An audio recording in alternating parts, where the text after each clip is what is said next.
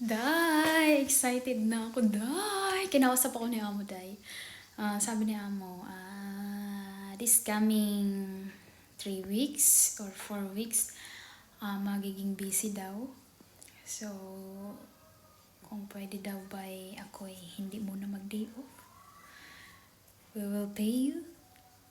Tapos, syempre, sa Hong Kong kasi, Day, alternate ang day off ko doon. Tapos ako ang pinapapili nila Amo kung kailan ako anong araw ang gusto kong pumasok.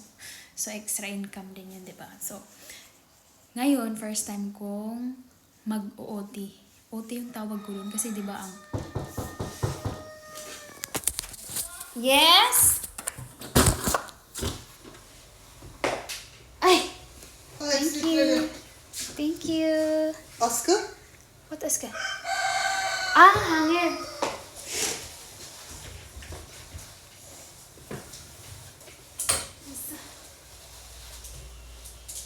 Thank you so much. Thank you.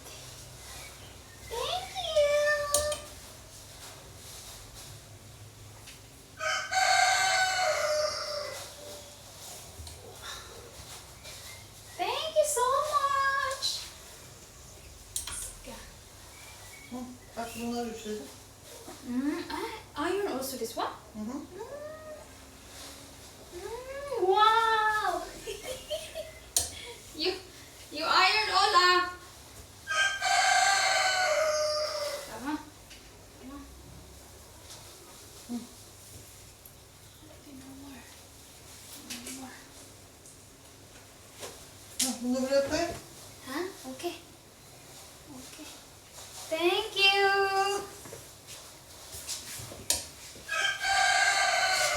Görüşürüz. Görüşürüz.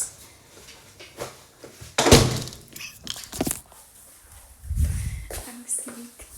Kasamahan ko yun, Day. Pinagplansya niya ako, di ba? Ayan. Yung puti. Dalawa. Pinagplansya niya ako. Hinatid pa dito. So, ayun na nga. Saan na nga ba tayo naputol, Day? First time ko, this coming, di ko pa alam kung magkano yung ibabayad nila sa akin sa pag-work ko ng Sunday. Kasi nakaraan, Day, nung naikwento ko na rin sa inyo, di ba, yung one time na day off ko, pumunta dito yung alaga ko, nakipaglaro sa akin. Then, akala ko nga napapagalitan ako.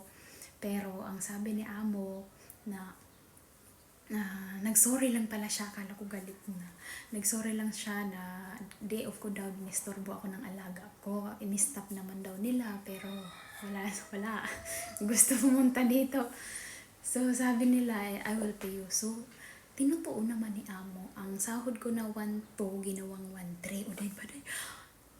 I'm hoping na 100 din yung anong kapal, no? Kasi yung iba, day, ang nababasa ko, napapanood ko sa post, 50 USD ang binibigay pag pinapa-duty sila ng Sunday. So, ako hindi ko pa alam. Malalaman natin yan. Next sahod. Kasi nga, di ba, 100 ang binigay ni Amo sa akin. Sana 100. Kapal na mukha. Sana 100. Ay, mga 3 Sundays siguro. Kasi sabi, 15 or 20 days kami doon sa vacation. Magdadagat kami, Day. Magdadagat kami. Pinagplansya niya ako, Day. Akala ko, dalawa lang sana dalawa lang. Kasi ito din naman to kailangan. Ang puti kasi, dalawa kitang-kita yung mga tupi-tupi. Pero, plinansya niya yung ito. Ilan yung plinansya niya? 6. Plinansya niya, dahil love you. Mababait yung kasama ko dito, Diyos ko. May mga edad na kasi, yun 53. Yung isa 65.